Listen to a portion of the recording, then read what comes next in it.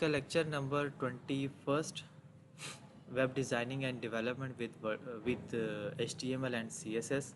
हम इसी फोल्डर को कंटिन्यू करेंगे। हमने फ़ाइल पहले से ओपन की हुई है और यहाँ पे लास्ट लेक्चर में हमने जो है बॉर्डर रेडियस के थ्रू या कुछ CSS के थ्रू शेप्स वगैरह पढ़ी थी और एनिमेशंस को थोड़ा सा देखा था।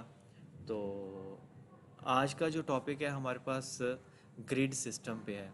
Grid system with flex box बहुत इंपॉर्टेंट लेक्चर है आज का। यूँ समझिए कि अगर आपको grid system with flex box समझ आ गया है तो 50% 70% जितना आप CSS कर चुके हैं ये उसके यूँ समझिए कि उसके बराबर आपको ये मिलता है। तो फ्लेक्स सिस्टम को समझने से पहले कुछ चीज़ें हम ग्राफिकली चीज़ें देख लेते हैं। और मैं ये फ़िलहाल जो है सब कुछ एम्प्टी कर दूंगा बिकॉज़ मुझे ये अभी नहीं चाहिए। हम टोटल जो है नया स्ट्रक्चर बनाएंगे यहाँ पे। ये मैंने एम्प्टी कर दिया और इसको जो है मैं यहाँ पे रिफ़्रेश कर लेता हूँ जस्ट लाइक दैट। ये खाली हो गया है। उसके बाद थोड़ी सी चीज़ें अपडेट कर देता हूँ यहाँ पे ताकि हम भूलें ना। ओके, सो ग्रिड सिस्टम को समझते हैं। पहले हम आ जाते हैं पेंट पे। इसको मैं एक बार फिट टू स्क्रीन कर लूँ, उसके बाद आप लोगों को समझाता हूँ। ये देखें, ये हमारे पास वाइट एरिया है। ये वाइट एरिया हमारे पास क्या काम कर रहा है, स्क्रीन है हमारे पास, ठीक है।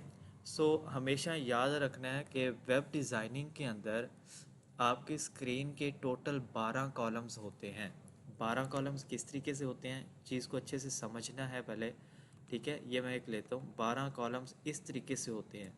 अगर पूरी स्क्रीन को हॉरिजॉन्टल में डिवाइड किया जाए तो वो टोटल 12 हिस्सों में डिवाइड होती है, लाइक दैट। जिस तरह से मैं कर रहा हूँ इस तरीके से आपने 12 कॉलम्स जो हैं बनाने होते हैं।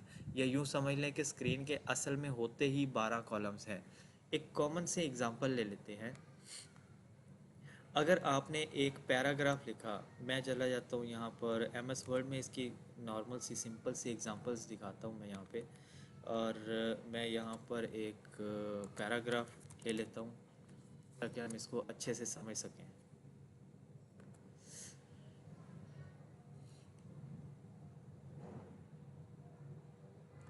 ये मैंने एक पैराग्राफ यहाँ से कॉपी किया, ओके। इसको अगर मैं वर्ड पे लेके जाऊँगा तो ये कहीं एज इट इज़ ना पेस्ट कर दे। एज इट इज़ ही कर दिया, तो मुझे ये इस तरह से नहीं चाहिए। तो इसको प्लेन टेक्स्ट पे पहले लेके आते हैं, उसके बाद फिर इसको यहाँ से कट करके यहाँ पर पेस्ट करते हैं। ओके, अब ये नॉर्मली हो गया, ठीक है। अगर आप लेआउट में जाके देखें तो यहाँ पे है कॉलम्स। कितने कॉलम है, 1 कॉलम है। 2 पे क्लिक करूँगा, देखिए ये अब 2 कॉलम हो गए हैं। कैसे, इस पर डिवाइड कर क्लिक करता हूँ। अब ये मैं एंटर लगा के ना लिखता जा रहा हूँ, ठीक है। ये देखिए मैं लिखता आ रहा हूँ, ये मैंने लिखा। अब ये क्या काम कर रहा है, ऑटोमेटिकली वो दूसरे कॉलम में चला गया। इन केस अगर मैं इसको 3 कॉलम कर देता हूँ, अब देखिए 3 कॉलम हो गए हैं। अब 3 कॉलम हुआ है तो देख रहे हैं पैराग्राफ कितना लंबा हो गया है, ठीक है। अब प्रॉब्लम क्या हुआ है, पैराग्राफ की जो लेंथ बढ़ रही है वो इस बेस पे बढ़ रही है क्योंकि उसकी विड्थ कम होती जा रही है। क्योंकि पेज जो है या स्क्रीन साइज़ जो है आपके पास वो लिमिटेड है, आपका कंटेंट ज़्यादा है। और फिर कंटेंट ज़्यादा होने के साथ साथ आपने उसके कॉलम्स भी बढ़ा दिए। तो कॉलम्स बढ़ा दिए तो डेफिनेटली क्या होगा, आपका जो कंटेंट है उसकी लेंथ जो है वो इंक्रीज़ हो जाएगी। जब लेंथ इंक्रीज़ होगी तो प्रॉब्लम क्या होगा, अभी देखें ये मैंने 3 कॉलम किए हैं तो यहाँ पे इतना बड़ा पैराग्राफ होगा। अगर मैं इसी को यहाँ पे, मेरे पास कस्टम ऑप्शन है, तो मैं यहाँ पे अगर इसी को 12 पे लेके जाता हूँ, ठीक है। ये वैसे 12 पे जाएगा नहीं मुझे लग रहा है, चला गया, ठीक है। ये 12 पे क्लिक करता हूँ। अब आप देखें कि आपका जो पैराग्राफ है वो मेरे ख्याल से एक एक वर्ड या एक एक लेटर ही आपके पास आ रहा है एक लाइन में। तो प्रॉब्लम क्या होगा, सबसे छोटे से छोटे से छोटा छोटा छोटा छोटा होते होते आपका जो कंटेंट है वो ख़राब हो जाएगा, ठीक है। तो ज़रूरत पड़ती है हमें 12 कॉलम्स की भी ज़रूरत पड़ती है, बट हमने 12 कॉलम्स यूज़ नहीं करने होते हैं, ठीक है। तो स्क्रीन के कितने होते हैं, टोटल कितने हिस्से होते हैं हमारे पास, 12 कॉलम्स होते हैं, लाइक दैट। जिस तरह से ये मैंने अभी एक्सप्लेन कर दिया। इन केस अगर 12 कॉलम है तो हमारे पास इस तरह से 12 कॉलम्स बने हुए दिखाई देंगे। इन केस अगर 12 का हाफ करें तो हमारे पास कितने बनते हैं, 6। दैट मीन्स अगर हमें 2 कॉलम्स बनाने हो अगर मुझे 2 कॉलम बनाने हैं तो क्या होगा यहाँ पे, कॉल 6 और कॉलम 6 के ये आ गए, ये कॉलम 6 और कॉलम 6 के दो कॉलम बन जाएंगे। दैट मीन्स कि 12 की स्क्रीन थी, मैंने 6 के दो कॉलम बना के उसको डिवाइड कर दिया। इन केस अगर आपको 3 कॉलम चाहिए हैं तो क्या काम करेंगे आप, 3 कॉलम्स में आप यहाँ पे आएंगे, ये 3 कॉलम आ गए, फिर आपको ये कॉलम आ गया, और फिर आपके पास आ गया ये। साइज़ थोड़ा बड़ा छोटा हो जाएगा, इसका इशू नहीं है, बताने का समझाने का मकसद ये है कि 3 कॉलम लिए तो 3 कॉलम किस बेस पे लिए, 4 4 का एक कॉलम बनेगा, 4 4 8 और 4 12, टोटल 12 कॉलम करने हैं पूरे आपने।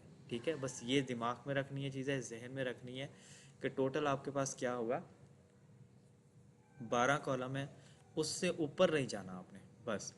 और टोटल स्क्रीन आपके पास 100% है, और कहाँ से शुरू होती है, 0 से शुरू होती है, 100 पे आके ख़त्म हो जाती है। कॉलम कहाँ से शुरू होते हैं, 1 से शुरू होते हैं, और कॉलम 12 पे आके ख़त्म हो जाती है चीज़। अगर आपको 12 कॉलम चाहिए तो छोटे छोटे 12 कॉलम बनते जाएंगे। अगर आपको 8 चाहिए तो 8 कॉलम चाहिए है तो उसको डिवाइड करके देख ले 12 पे कितने कितने का कॉलम आता है। अगर आपको चाहिए हैं 2 कॉलम तो 6 6 के लगा देंगे। अगर आपको 3 कॉलम चाहिए हैं तो 4 4 के 3 कॉलम आएंगे। अगर 4 चाहिए है तो 4 4 के 3 3 के 4 आ जाएंगे। तो इस हिसाब से चीज़ें होंगी। अभी ये मे भी हो सकता है काफ़ी सारे स्टूडेंट्स के ऊपर से गुजर रही होंगी बातें, तो मैं इसको अब इम्प्लीमेंट करके दिखाता हूँ कि असल में होता कैसे है ये। ठीक है, इसको भी मैं फ़िलहाल उड़ा देता हूँ। यहाँ पे आ जाते हैं। चीज़ को अच्छे से समझना है, पहले पहले ग्रिड सिस्टम को हम समझ लेंगे, बाकी चीज़ें जो हम बाद में कवर करेंगे। तो यहाँ पे आता हूँ मैं एक डिव ले लेता हूँ।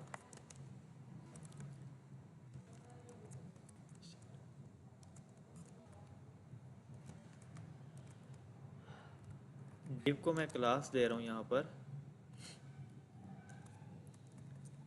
रो की। होता क्या है कि आपके जितने भी कॉलम्स हैं वो एक रो में आते हैं, जितने भी कॉलम्स हैं वो एक रो में आते हैं। तो इसको मैंने क्लास इसलिए एक रो की दे दी है क्योंकि हॉरिजॉन्टल होते हैं ना। डिव अगर डायरेक्ट लेंगे तो वो होती है हमारे पास कॉलम डिस्प्ले ब्लॉक एलिमेंट है। तो उसको इनलाइन में करने के लिए हमें क्या करना है, एक रो की हेल्प लेनी पड़ेगी। ठीक है, अब मैं क्या करता हूँ, यहाँ पे एक डिव लेता हूँ और इसको मैं क्लास दे देता हूँ इक्वल कॉल -1। ये जो दरमियान में मैं लगाता होता हूँ हाइफन होता है, इसको मैं जूम करके दिखा देता हूँ थोड़ा सा, होप सो आप लोगों को क्लियरली समझ आ जाए। यहाँ पे मैंने लिखा कॉल 1। अब कॉल 1 लिया है तो पहले मैं इसको कॉपी पेस्ट कर लेते हैं।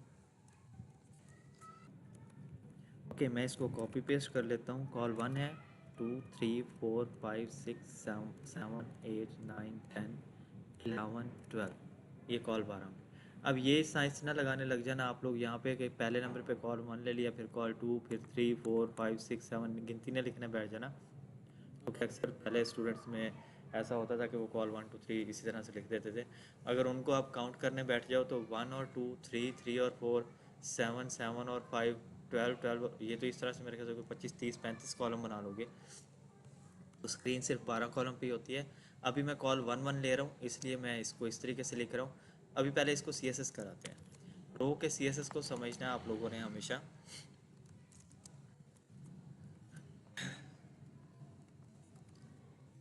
ओके, सबसे पहले नंबर पे वही काम करना है, पोजीशन जो है रिलेटिव कर देनी है। डिस्प्ले फिलहाल मैं यहाँ पे ब्लॉक कर रहा हूँ, बाद में हम चेंज कर लेंगे। ठीक है, अब रो का काम क्या है, इसको इसको बाद में बाकी इसका CSS करते हैं, पहले कॉल 1 पे कराते हैं काम।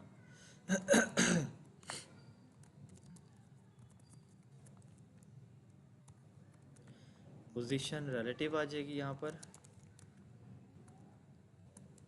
डिस्प्ले ब्लॉक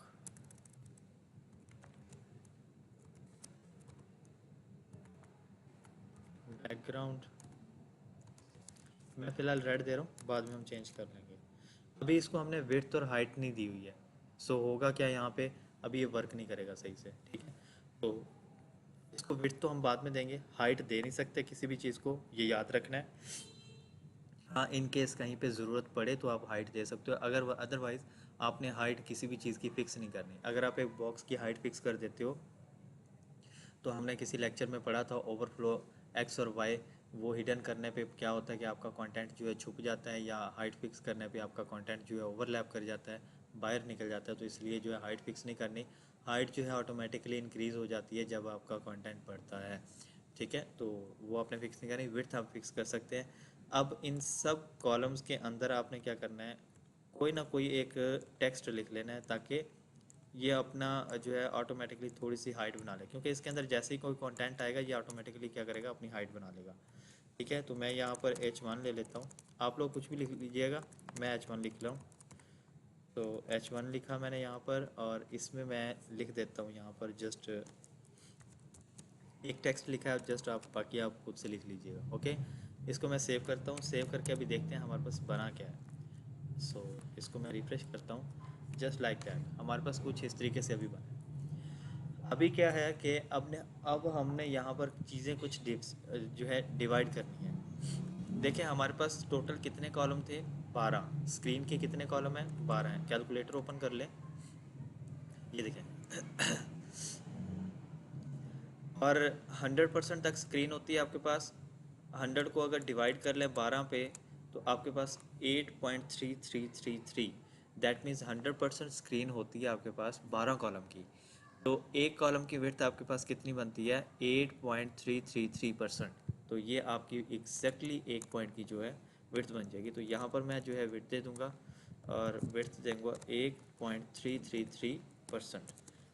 कमा आ गया यहाँ पर, तो इसको डॉट कर देंगे, ओके। अब इसको हाइट तो हमने दी नहीं है, तो हाइट देनी भी नहीं है। तो यहाँ पे इसको रिफ्रेश करके देखते हैं। अब आप देखेंगे तो असल में आपका एक कॉलम जो है वो इतने का बना है, ठीक है। अब इसको मैं मज़ीद रो को जो है डिफाइन करके बताता हूँ कि रो क्या काम कर रही है असल में।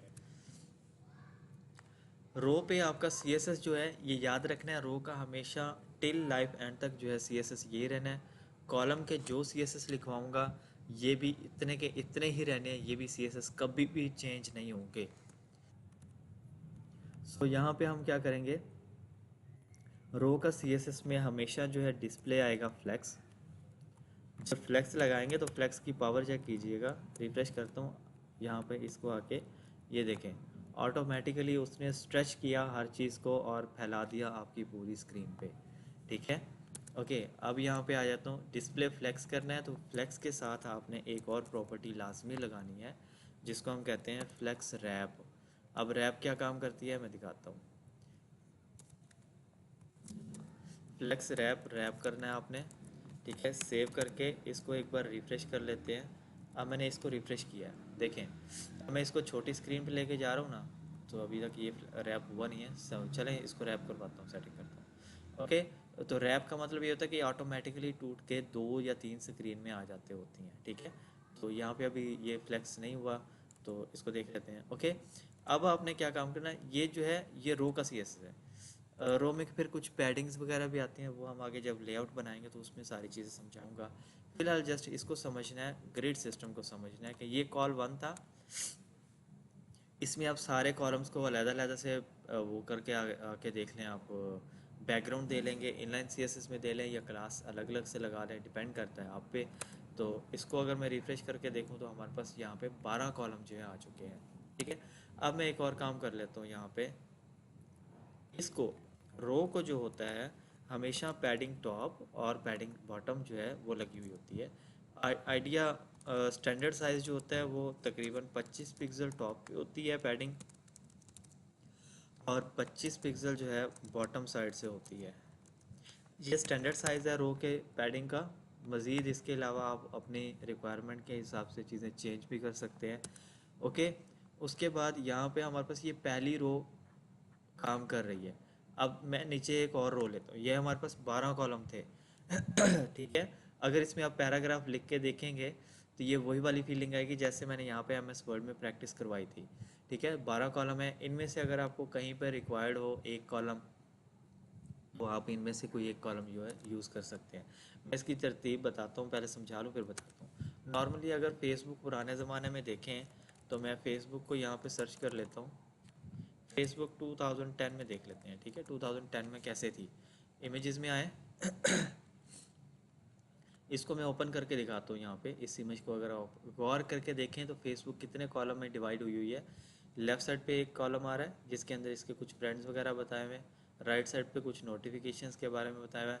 सेंटर में उसके फीड्स बताई हुई है, कॉमेंट्स वगैरह बताए हैं। दैट मीन्स फेसबुक यहाँ पे कितने कॉलम में रखी हुई है, यहाँ पे ना 3 कॉलम में डिवाइड की हुई है, ठीक है। इसके अलावा अगर फेसबुक को अगर और पीछे लेके जाएंगे, यहाँ से आके देखें तो इसमें क्या है, इसमें देखें एक कॉलम ये आ रहा है यहाँ पे जिसके अंदर इन्होंने पूरी इसके एक्टिव फ्रेंड्स और नोटिफिकेशन या गेम्स वगैरह शो करवाई थी। दूसरे में ईयर्स ऑफ द इवेंट्स दिखाए हुए थे, 2 कॉलम हो गए। तीसरे में उसकी फीड्स आ रही हैं, 3 कॉलम हो गए। चौथे में उसकी प्रोफाइल पिक्चर्स की इमेजेस वगैरह या अबाउट या समथिंग कुछ भी आ रहा है। तो यहाँ पे देखा जाए तो 4 कॉलम्स में इसको डिवाइड किया हुआ इन्होंने, ठीक है। अगर आज के दौर में फेसबुक का देखा जाए, 2024 है, आई थिंक 14 में चला गया हूँ मैं, तो 24 में अगर देखें आप तो 24 में फेसबुक आपके पास कहीं लॉग्ड इन भी है किसी की, कोई इमेज नहीं है तो चलें मैं यहाँ पे लॉगिन करके दिखा देता हूँ। ओके, सो यहाँ पे हमारे पास क्या है, फेसबुक कुछ 2 या 1 या 2 कॉलम में शायद इन्होंने डिवाइड कर दिया, चेंज कर दिया अब उन्होंने। पहले चेंज था, ओके। अब यहाँ पे देखें तो चेंज है। यहाँ पे एक कॉलम ये है, एक कॉलम ये सेंटर में, और थर्ड कॉलम ये हमारे पास यहाँ पे इस साइड पे आया। देखें 3 कॉलम में, अभी भी इन्होंने 3 कॉलम में ही डिवाइड की हुई है, ठीक है। अब हमारे पास 3 कॉलम किस हिसाब से लिए हुए, 3 कॉलम मैंने अभी जैसे डिवाइड करके बताया था, टोटल 12 कॉलम पे डिवाइड करके देखें तो 3 3 के कितने बनते हैं, 4। दैट मीन्स कॉल 4 का ये पहला कॉलम है, कॉल 4 का ये थर्ड सेंटर में है, कॉल 4 का ये सेट इसमें थर्ड लास्ट साइड पे आ रहा है, ठीक है। तो सेम एज हमारे पास कुछ इस तरीके से आ रहा है। तो इसलिए ये जो है कॉलम और ग्रिड सिस्टम समझाया जाता है कि आपको जहाँ पे जो कॉलम चाहिए या जिस तरीके से स्ट्रक्चर बनाना हो आप बना सकते हैं। सेम एज अब देखिए मैंने कॉल 111 को डिवाइड किया है, तो मैं यहाँ पे एक और रो ले लेता हूँ। मैं लेता हूँ यहाँ पे डिव, और डिव को मैं क्लोज करता हूँ। यहाँ पे आके इसको क्लास दे देते हैं हम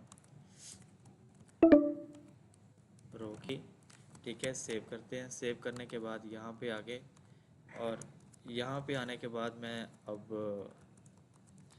डिव ले लेता हूँ और इसको क्लास दे रहा हूँ। देखिए पहले मैंने जो है कॉल 1 को समझाया, अब मैं कॉल 2 को समझाने लगा हूँ, ठीक है। तो यहाँ पे कॉल -2 आएगा।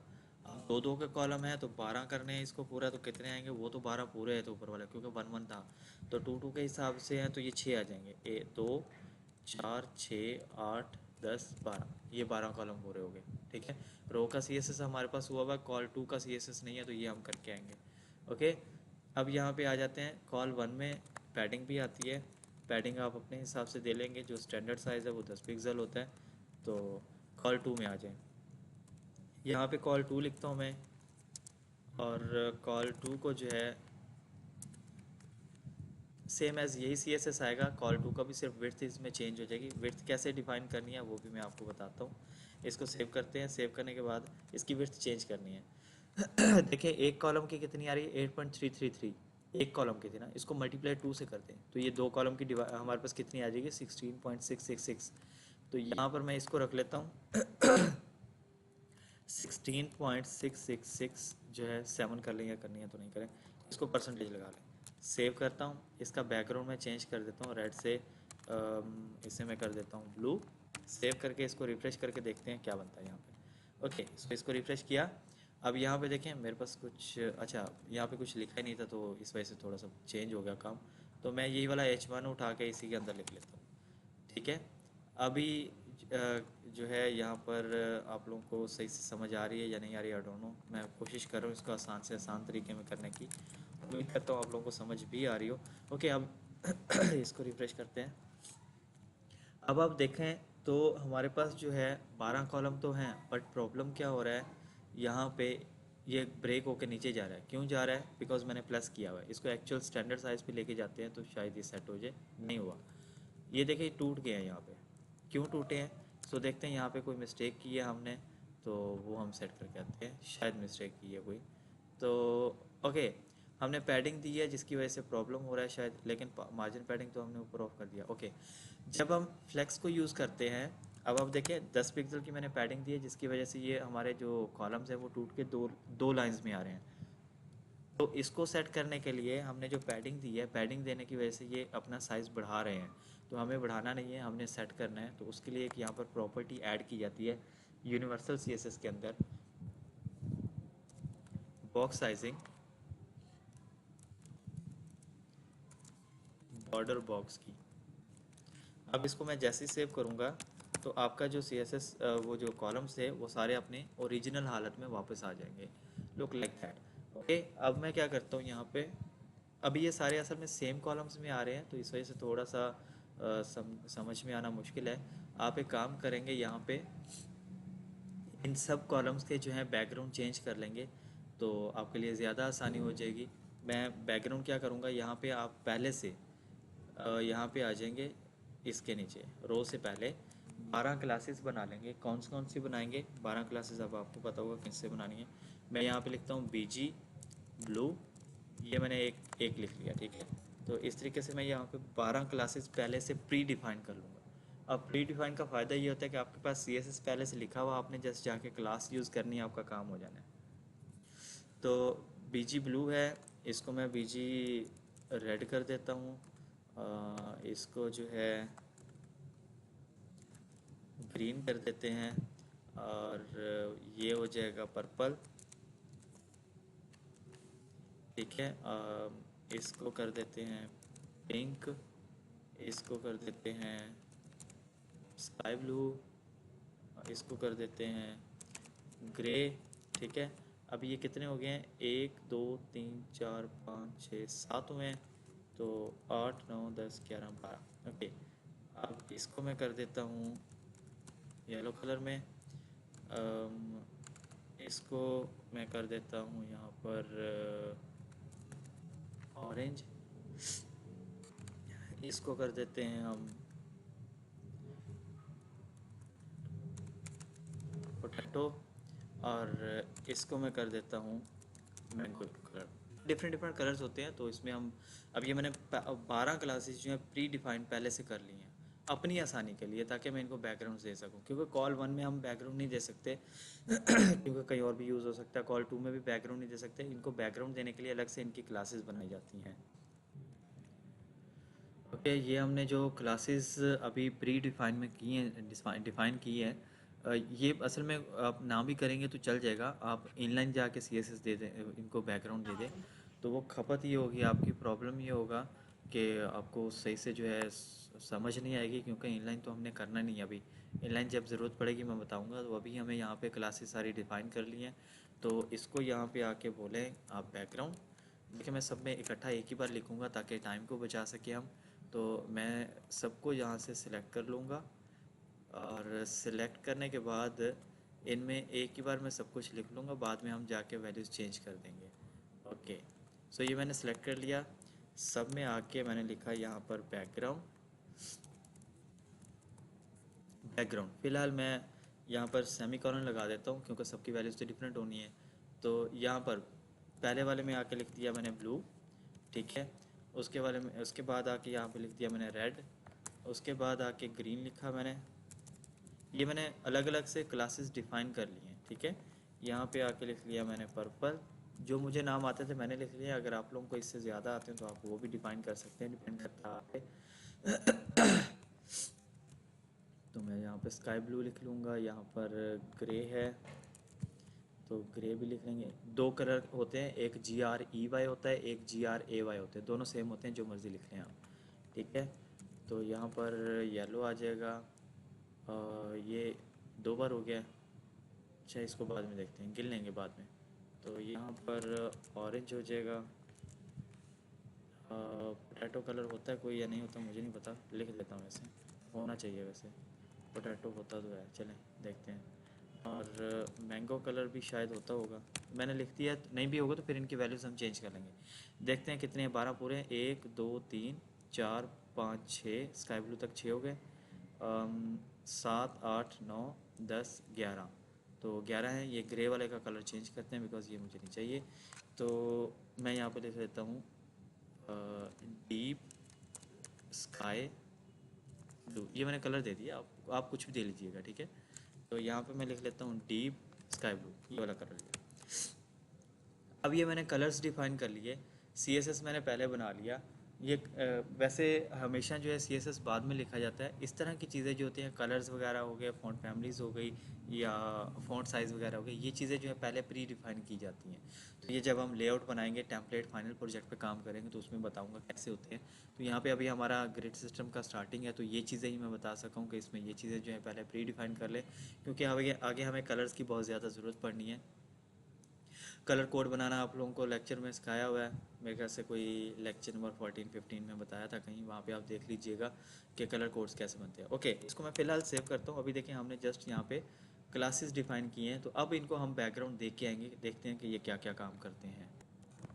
ओके, सो अब हमने क्लासेस जो हैं डिफ़ाइन की थी, वही वाली क्लासेस उठा के हम यहाँ पर इनको दे के देखते हैं। ओके, कॉल वन था, जब भी हम मल्टी क्लासेस पे काम करेंगे, एक क्लास देनी है तो एक ही रहेगी, जब दूसरी क्लास देनी है तो स्पेस दे के दूसरी क्लास का नाम लिखना है। फॉर एग्जांपल मैं यहाँ पे BG-ब्लू लिखता हूँ। देखें जस्ट मैंने क्लास ऐड की है, इसको जब मैं रिफ़्रेश करूँगा तो यहाँ पे देखें किधर गया भाई, ओके सॉरी।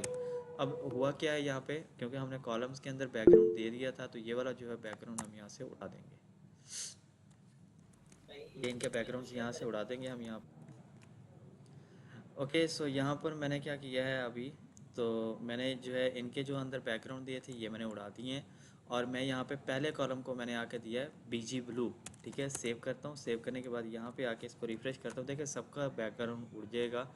पहले वाले कॉलम को आके बैकग्राउंड आ गया। पहले कॉलम की विड्थ आपको वाज़ेह दिख रही होगी कि इतनी है। ठीक है, अब मैं दूसरे वाले को जो है यहाँ पर क्लास देता हूँ BG रेड के नाम से, कोई भी क्लास देते हैं क्योंकि हमने तो 12 कलर डिफाइन कर लिया ना। ये देखें, ये BG रेड हो गया। ठीक है, ओके, सो यहाँ पर अब मैं अगेन आ जाता हूँ। BG मैंने लिखा था यहाँ पर ग्रीन, तो मैं ग्रीन लिख लेता हूँ। फिर मैं यहाँ पे आता हूँ, मैं लिखता हूँ BG और BG deep deep sky blue कर देता हूँ मैं यहाँ पे।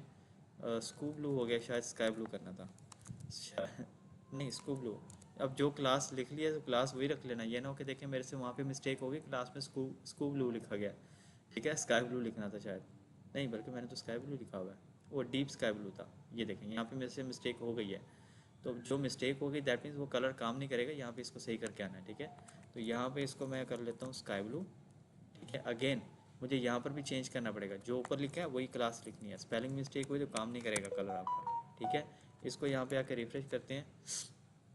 अब देखिए ग्रीन वाला और sky blue, deep sky blue जो है वर्क कर रहा है। ठीक है, उसके बाद यहाँ पे आता हूँ BG और BG ग्रे दे देता हूँ मैं इसको, और इसको जो है मैं यहाँ पे आके सॉरी यहाँ पे मैं देता हूँ BG मैंगो देते हैं। शायद कलर था या नहीं था मुझे नहीं पता, मैंने BG मैंगो के नाम से दे दिया। ओके, देखिए मैंगो का कोई कोड नहीं है। ठीक है, तो मैंगो पे हम क्या करेंगे, कोई कोड और लगाएंगे, अपनी मर्ज़ी का लगाएं, अपनी मर्ज़ी है। और मैंगो किधर गया भाई, ये रहा। तो इसमें हैश मैं कुछ 6 वैल्यूज़ पूरी कर दूंगा, यहाँ से 3 3 6।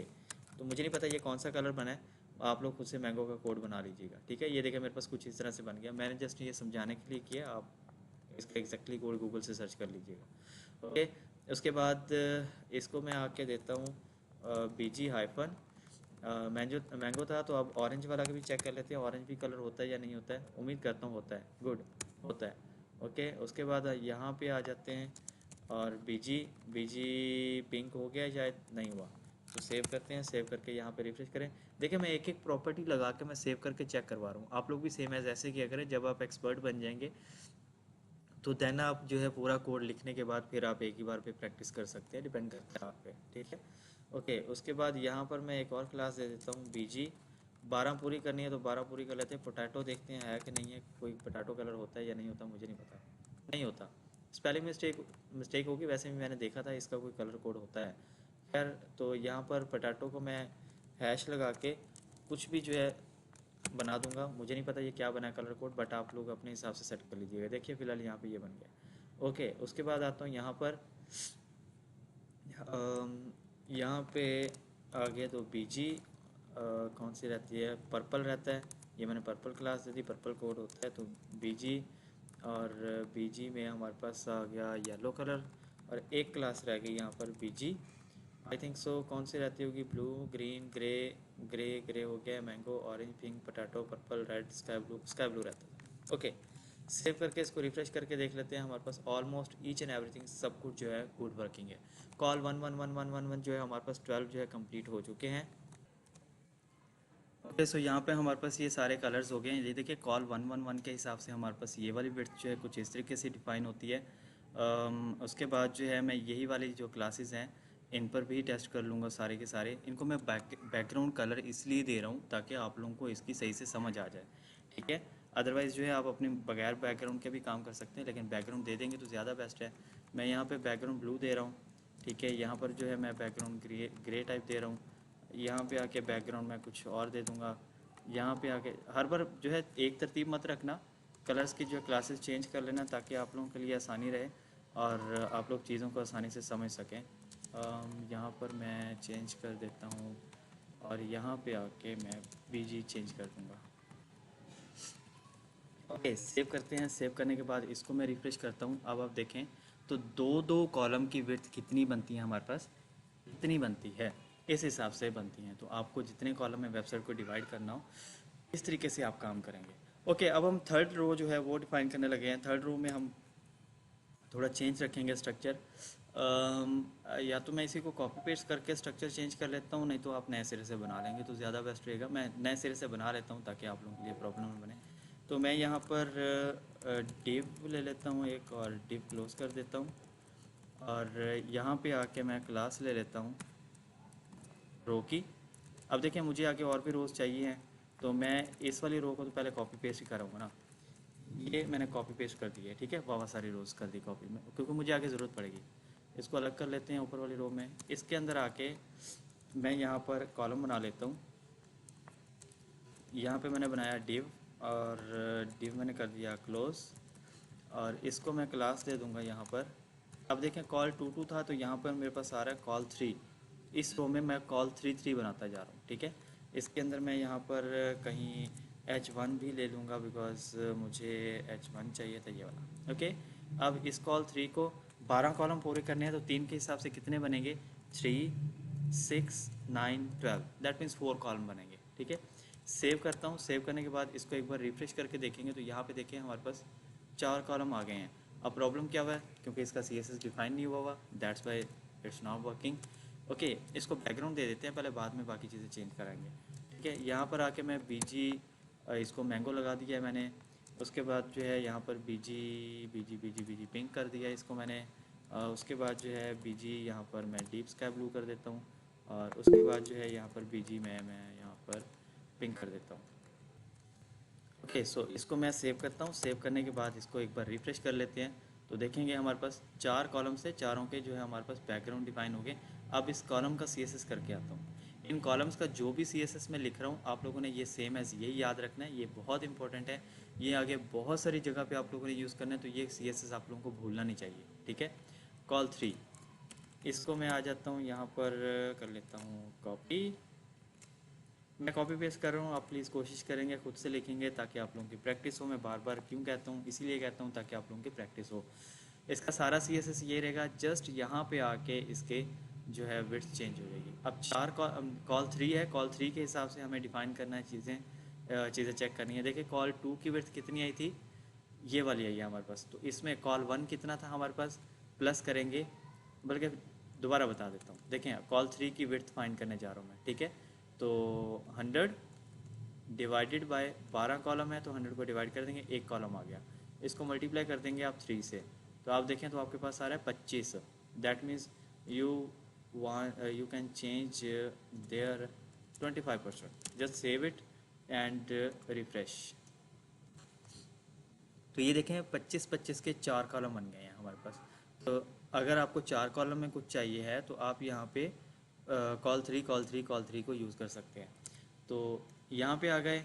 उसके बाद मैं एक और काम कर लेता हूँ, CSS में पहले से डिफ़ाइन कर लेता हूँ बिकॉज़ मैंने 12 कॉलम तो पूरे करने ही करने हैं ना। तो या फिर कॉलम पहले बनाएं या ये बनाएं, पहले CSS पहले डिफ़ाइन कर लेते हैं, बाकी काम बाद में करेंगे हम, ठीक है। इसको मैं कॉपी करता हूँ। देखिए कॉल 3 है, call 4, call 5, call 6, call 7, call 8, call 9, call 10, call 11, 12, okay. अब यहाँ पर मैं क्लासेस चेंज कर देता हूँ, बाद में हम बाकी काम करेंगे। मैंने CSS पहले लिख लिया सबका, ठीक है। कॉल 3 कॉल 3, उसके बाद ये आ गया कॉल 4, कॉल 4 आ गया यहाँ पर, कॉल 5 आ गया, कॉल 6 आ गया, call 7, call 8, call 9, call 10, call 11 and call 12। ये 12 कॉलम हो गए। अब इनकी विड्थ वगैरह भी सेट करनी है आपने, ठीक है, बिकॉज कॉल 3 तक तो हम 25 कर रहे थे। अब यहाँ पे इसकी विड्थ 25 नहीं आएगी, चेंज आएगी। 4 कॉलम की चेक करनी है तो यहाँ पे आएंगे, आप लिखेंगे 100 डिवाइडेड बाय 12 और मल्टीप्लाई इसको 4 कॉलम की विड्थ फाइंड करनी है तो ये आएगा हमारे पास 33.333। ओके, कॉल 4 पे क्या आएगा, यहाँ पे लिखेंगे आप 33.333। बस इशारिया के बाद जो है 2 या 3 वैल्यूज़ देंगे, इससे ज़्यादा नहीं देना कि जो उसने दिया वही आप लिखने बैठ जाएं, तो टाइम वेस्ट नहीं करना आपने। लिख भी सकते हैं, इशू नहीं है, बट आप 3-4 दे देंगे तो काम चल जाता है, ठीक है। इसको सेव कर लें। कॉल 5 पे कॉल 5 की विड्थ फाइंड करनी है तो इसको सेम एज यही फार्मूला 100 डिवाइडेड बाय, यहाँ पे आप लिख लेंगे 12 और मल्टीप्लाई कॉल 5 की फाइंड करनी है तो 5 कॉलम पे आता है 41.666, ठीक है। तो यहाँ पे लिखेंगे 41.666 सेव कर देंगे। कॉल 6 पे आएंगे तो कॉल 6 के 6 और 6 12 होते हैं, तो इसका वैसे ही आपको पता होना चाहिए कॉल 6 50% का होता है, ठीक है। कॉल 7 को हमें चेक करना पड़ेगा, कॉल 7 कितने का होता है, तो 100 डिवाइडेड बाय 12 और मल्टीप्लाई कॉल 6 था तो 7 पे आ रहा है 58.3333, ठीक है। तो यहाँ पे आप लिखेंगे 58.333। ओके, उसके बाद यहाँ पे हमारे पास आता है कॉल 8 होता है हमारे पास 66.666 का, कंफर्म नहीं है बट मैं एक बार चेक कर लेता हूँ। 100 डिवाइडेड बाय 12 मल्टीप्लाई कॉल 8 तो 66.666 सही लिखा मैंने। कॉल 9 कितने का आएगा, 100 डिवाइडेड बाय 12 और मल्टीप्लाई 9 तो 9 पे हमारे पास 75% आ रहा है, ठीक है। कॉल 9 पे 75% आ गया।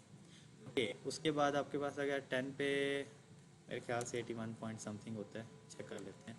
तो 100 डिवाइडेड बाय 12 मल्टीप्लाई कॉल 9 हो गया 10, तो 10 को देंगे तो हमारे पास बनता है, ओ आई थिंक सो मैं चेंज कर चुका हूँ, गलती हो गई। तो 100 डिवाइडेड बाय 12 मल्टीप्लाई 10 आपके पास बन रहा है 83.333। तो यहाँ पे इसकी विड्थ लिख लेंगे 83.333। उसके बाद है कॉल 11 पे, आई थिंक सो मेरे पास बनता है 91 पॉइंट समथिंग बनता है, चेक कर लेते हैं फिर से भी। तो अगेन आते हैं यहाँ पे 100 डिवाइडेड बाय, यहाँ पे आएगा 12 के बाद आएगा यहाँ पर मल्टीप्लाई 11 पे आ रहा है 91.666, तो 91.666। सो आपके पास कॉल 12 बचा है, तो कॉल 12 टोटल होता है आपके पास 100% का एक कॉलम होता है। उम्मीद करता हूँ यहाँ तक समझ आ गया होगा। सब के सब जितने कॉलम्स भी हैं, जितने भी कॉलम हैं कॉल 12 को छोड़ के बाकी जितने कॉलम हैं वो सब के सब आपके पास इनलाइन ब्लॉक होता है, ब्लॉक में नहीं होते, क्योंकि कॉलम्स हमेशा एक रो के अंदर आते हैं। तो रो के अंदर आते हैं तो डेफिनेटली वो क्या काम कर रहे होते हैं, वो लेफ़्ट राइट एक दूसरे से हॉरिजॉन्टल में जुड़े हुए होते हैं। सो दैट्स वाई इनके CSS में डिस्प्ले ब्लॉक नहीं होगा, डिस्प्ले इनलाइन ब्लॉक होगा। तो इन सब का जो है मैं CSS यहाँ पे आके चेंज कर दूँगा। तो मैं यहाँ पे लिख दूँगा इनलाइन और हाइफन ब्लॉक। ओके, सो ये हम कर देंगे सेव। ये हम सारे जो CSS डिफाइन कर चुके हैं। अब यहाँ पे जस्ट हमने HTML लिखना है। तो ये वाला जितना अभी तक मैं CSS लिख चुका हूँ, यहाँ से लेके रो से लेके नीचे कॉल 1 2 3 4 5 6 7 8 9 10 11 12 तक जितना भी लिखा है सबका सब जो है सेम एज ऐसे ही आप लोगों ने CSS लिखना है, और आप लोगों को ये सबका सब CSS याद होना चाहिए। ओके, अब आ जाते हैं हम नीचे यहाँ पे। अब देखें कॉल 3 के हिसाब से तो काम चल गया हमारा ना, कॉल 4 के हिसाब से कितना चलेगा। तो मैं यहाँ से ये ऊपर वाला ही कॉपी कर लेता हूँ टाइम बचाने के लिए। तो मैं यहाँ से ये 3 कॉलम उठा रहा हूँ, कॉपी करता हूँ। 4 4 के हिसाब से देखा जाए तो हमारे पास 3 3 कॉलम ही आएंगे। ठीक है, इसको सेव करता हूँ यहाँ पे। और ये वाली जो क्लासेस हैं ये मेरी चेंज हो जाएंगी। अब यहाँ पे 4 4 बनेंगे, तो 4 4 8 और 4 12। कलर्स मैं सेम कर रहा हूँ, कलर्स आप लोग चेंज कर लीजिएगा। देखें यहाँ पे हमारे पास 4 4 के हिसाब से हो गया सेटिंग ये। ओके, उसके बाद आया तो यहाँ पर नीचे इसमें आएंगे, तो इसमें भी मैं वही वाला कॉपी पेस्ट करने लगा हूँ, लेकिन 5 5 के हिसाब से देखा जाएगा। मैं इसको कॉल 5 देता हूँ, इसको भी कॉल 5 देता हूँ। 5 और 5 10 हो गए, तो हमारे पास 2 कॉलम बचे। तो यहाँ पे हमें लगाना पड़ेगा 2, या सेंटर में लगा लें, या पहले लगा लें, या बाद में लगा लें। तो आपके पास यहाँ पे देखें, रिफ्रेश करेंगे तो 5 5 के 2 कॉलम है आपके पास, और दो अलग से, तो 12 कॉलम ये इस तरीके से कुछ पूरे हो गए हमारे पास। कलर शलर खुद से चेंज कर लीजिएगा, टाइम को बचाने में, लेक्चर को शॉर्ट करने की कोशिश कर रहा हूँ मैं। तो अगेन आ जाता हूँ यहाँ पे, इसको आके यहाँ से फिर से मैं कॉपी पेस्ट कर लेता हूँ। तो कॉल 6 की बारी आ गई है, 5 तक हम डिफाइन कर रहे हैं। तो कॉल 6 में हमारे पास, हमें पता है जस्ट 2 ही कॉलम आएंगे कॉल 6 का, क्योंकि 6 6 12 होता है। तो यहाँ पे ये देखें 12 कॉलम हमारे पास डिफाइन हो गए। उसके बाद आया तो यहाँ पर 7 में, अब 7 में क्या होगा, तो 7 में हमारे पास, इसको मैं यहाँ पे कॉल अगर 7 लगा रहा हूँ, ठीक है, कॉल 7 है, तो दैट मीन्स अब इसके साथ 2 और कॉलम ऐड कर लें, 2 2 के कर लें, या 4 5 के कर लें, डिपेंड करता है आप पे। तो मैं कॉल 7 और कॉल 5 का यूज़ कर रहा हूँ, ठीक है। तो एक कॉल यहाँ पे मैं डिलीट कर देता हूँ। कॉल 7 और 5 कितने हो गए, 12 होते हैं यहाँ पर। तो आपने भी सेम एज यही काम करना है। ओके, सो कॉल 7 तक हो गया सेम एज। उसके बाद मैं ये रोज़ थोड़ी सी और कॉपी पेस्ट कर लेता हूँ, बिकॉज मुझे 12 तक चाहिए, 7 तक गया हूँ अभी तो। उसके बाद आ जाता हूँ यहाँ पे, यहाँ पर फिर से मैं कॉलम्स को जो है पेस्ट कर लूँगा। पेस्ट करने के बाद 7 था, तो कॉल 8 आ जाएगा हमारे पास, और 8 के साथ मैं कॉल 4 ले लेता हूँ। 8 और 4 12 होते हैं, ठीक है। ये जस्ट बताने के लिए कर रहा हूँ कि 12 के 12 कॉलम जो हमने डिफ़ाइन किए हैं उनको यूज़ कैसे करना है। लेकिन ज़रूरी नहीं है कि देखिए 7 के साथ 5 ही आएगा। 7 के साथ आप कोई भी कॉलम ले सकते हैं जो 12 बना सके, ठीक है। 8 के साथ भी आप कोई भी कॉलम ले सकते हैं जो 12 बना सकते हैं। तो डिपेंड करता है आप पे, आप कुछ भी जो है इसमें से यूज़ कर सकते हैं। सेव करके इसको एक बार रिफ्रेश कर लेंगे तो ये देखें 8 के साथ जो है हमारा ये भी काम हो गया। ओके, अब आप आ जाते हैं 9 के साथ। तो 9 के साथ आप क्या करेंगे, कॉल 9। अगर कॉल 9 है तो अब कॉल 1 दे देता हूँ यहाँ पे, और कॉल 2 दे देता हूँ। अब आप देखें तो ये 12 होते हैं पूरे। देखें मैं सिर्फ समझाने के लिए ये चेंज कर रहा हूँ, अदरवाइज़ मैं एक भी दे सकता था। ओके, यहाँ पे आके गड़बड़ हो गई है। कॉल 9 10 और कॉल 2, तो कॉल 9 और 10, 10 और 2 12 होता है यहाँ पर। मैं इसको अगर सेव करूँ तो ओके, यहाँ पर गड़बड़ हो गई है मेरे से। ये ऊपर जो है थोड़ी सी गड़बड़ कर गया हूँ मैं। आई थिंक सो कॉल 4 है, तो कॉल 4 शुरू किया है लेकिन क्लोज़ नहीं किया है। तो ये एक लाइन एक्स्ट्रा लिखी हुई है यहाँ पर, मेरे से मिस्टेक हो गई। सेव करके अब इसको रिफ्रेश करके देखते हैं कि सही हुआ कि सही नहीं। ओके, अब सही हो गया। देखें तो यहाँ पर हमारे पास कॉल 12 जो है पूरे हो चुके हैं, 9 के साथ भी, और 10 के साथ आ जाते हैं अब। तो 10 में हम 2 ही कॉलम ले लेंगे, आपकी मर्ज़ी है, जैसे मर्ज़ी कर लें। कॉल 10 लिखता हूँ यहाँ पर मैं, ठीक है। कॉल 10 लिखा है मैंने यहाँ पे, तो डेफिनेटली यहाँ पे 2 आएगा। कॉल 12 पूरे करने हैं हमें, तो ये कॉल 12 पूरे हो गए। रिफ्रेश करके नीचे जाके देखें, ये कॉल 10 और 2 के साथ जो है हमारे पास पूरा हो गया। ओके, उसके बाद जो है हमारे पास कॉल 11 है। सो डेफिनेटली आपको पता होना चाहिए कॉल 11 तो पूरे हो गए एक जगह पे, तो हमारे पास बचता है पीछे एक ही, तो कॉल 1 आएगा यहाँ पे, कॉल 1। और ये तीसरा कॉलम जो है मैं उड़ा दूंगा, क्योंकि हम कॉपी पेस्ट करें तो ये बार बार आ जाता है, इसको उड़ा रहा हूँ। सेव करके इसको एक बार रिफ्रेश करता हूँ, ये देखिए 11 के साथ आ गया। और लास्ट पे हमारे पास एक ही रो बची है जिसमें हमने देना है कॉल 12, तो वो एक ही आएगा, कोई मल्टी कॉलम्स नहीं आएंगे, बिकॉज कॉल 12 आपको पता है वो खुद एक फुल स्क्रीन का 12 का एक ही कॉलम बनता है। तो इसको रिफ्रेश करके देख लेंगे तो ये हमारे पास जो है कंप्लीट ग्रिड सिस्टम बनता है। अब फ्लेक्स की पावर क्या है कि फ्लेक्स हमारे पास जो है रिस्पॉन्सिव भी होता है। रिस्पॉन्सिव का मतलब ये कि हर स्क्रीन पे ये बिल्कुल परफेक्ट लेके जाएगा आपको, लुक लाइक दैट। ये देखें कॉल 12 वाला तो सत्यानाश हो गया ऊपर, लेकिन नीचे वाले जो हैं वो परफेक्ट हैं, तो इसीलिए जो है फ्लेक्स को यूज़ किया जाता है। अब इसको रिस्पॉन्सिव कैसे करना है, छोटे स्क्रीन पे कैसे शो होंगे, ये इंशाल्लाह हम आगे देखेंगे इसको रिस्पॉन्सिव कैसे करते हैं। तो हमारे पास जो है 12 कॉलम का स्ट्रक्चर यहाँ पे कंप्लीट होता है। असाइनमेंट सिर्फ छोटी सी है, ज़्यादा नहीं है। जितना आपका ये लेक्चर समझाया गया है सिर्फ इस लेक्चर को आपने कवर करना है। फ़िलहाल सिर्फ हम लोगों ने क्या किया है, हम लोगों ने ये जस्ट कॉलम्स को डिफ़ाइन किया है, और कॉलम्स के CSS का हमें पता चला है। इनका CSS कभी भी चेंज नहीं होना, ये याद रखना है। 12 के 12 कॉलम जितने हैं और रो का CSS ये यही रहेगा। हम जब भी काम करेंगे, जहाँ पर भी काम करेंगे, किसी भी वेबसाइट में, किसी भी प्रोजेक्ट में काम करेंगे, इनका CSS कभी चेंज नहीं होना, यही रहना है।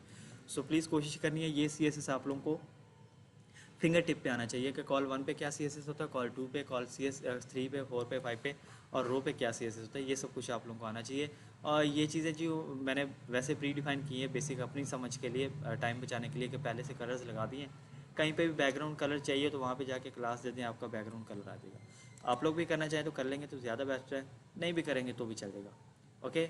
और एक और चीज़ का इजाफा हुआ है यहाँ पे यूनिवर्सल में, कुछ चीज़ें जो होती हैं साइज़ बढ़ जाता है, साइज़ चेंज हो जाता है, तो बॉक्स साइजिंग बॉर्डर बॉक्स कर देंगे ताकि हर चीज़ जो है ईच एंड एवरीथिंग सब कुछ अपने साइज़ में रहे, साइज़ किसी का भी इंक्रीज़ ना हो। होप सो आज का लेक्चर समझ आया होगा। ये हमारा CSS है और ये कंप्लीट जो है इसका HTML है। आज का लेक्चर हमारा इतना ही था। मज़ीद इसमें कोई कन्फ्यूजन या कोई प्रॉब्लम हो तो ये ऊपर चीज़ें कुछ लिखी हुई हैं, इनमें से आप किसी पे भी कांटेक्ट वगैरह करके पूछ सकते हैं। Thank you so much.